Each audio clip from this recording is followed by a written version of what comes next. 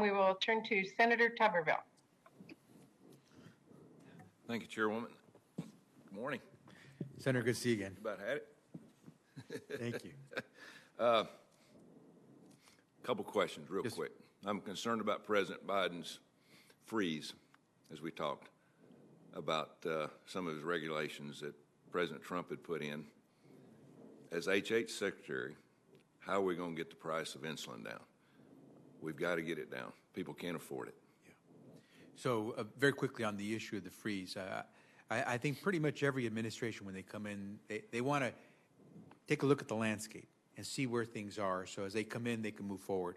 And so there is a pause in many of the rules that were being proposed and move forward. But I guarantee you, as quickly as the president and his team can, we will get back to moving forward on some of these administrative actions. And in terms of insulin, first, Senator, thank you for the. Actually, I thought it was a great conversation. I hope I didn't take up too much of your time. You were gracious with your time. On insulin, look, patients have to come first. We have to make sure that they're not going to get caught in this mess about how much it costs. But there's no reason why the price of insulin should jump by essentially 100% overnight.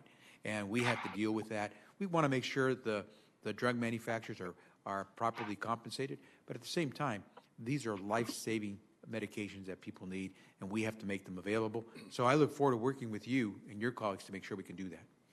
One other thing I'm concerned about with drugs, I talked to rural pharmacies, especially in the state of Alabama. They're like hospitals. They're like doctors' offices because they're the only connection they have to healthcare in some of these areas.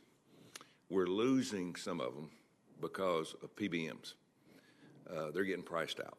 I saw the good work you've done with several attorney generals across the country.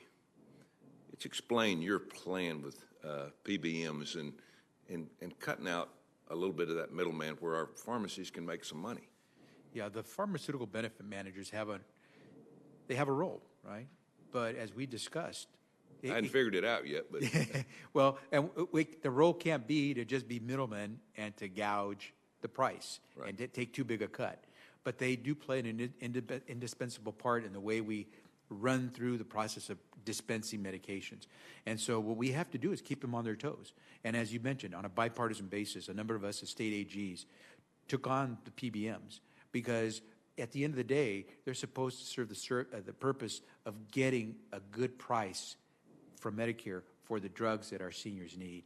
And so we didn't, come up with a solution just as state AGs. Much of this has to be done at the federal level, and I look forward to working with you on that because they serve a purpose, but it's got to be the purpose of getting good price medication to our seniors. Yeah, it seems like they're working more for the bigger pharmacies and the hospitals, and the smaller pharmacies are paying these rebates, and they're paying all their profits. And we just can't lose them in these rural areas across the country.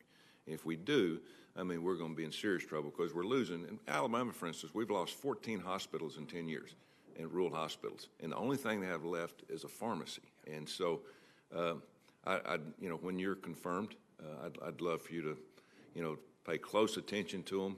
Make sure these people make a little money. Yeah. Make a little money so they can stay open. I'm looking forward to working with you if I'm fortunate to get confirmed because, as you said, the little guy who's, especially since they service some of the small communities, should not be the ones that lose because the big guys are trampling all over them. So I look forward to working with you. Thank you. Thank you very much. Thank you, Mr. Chairman.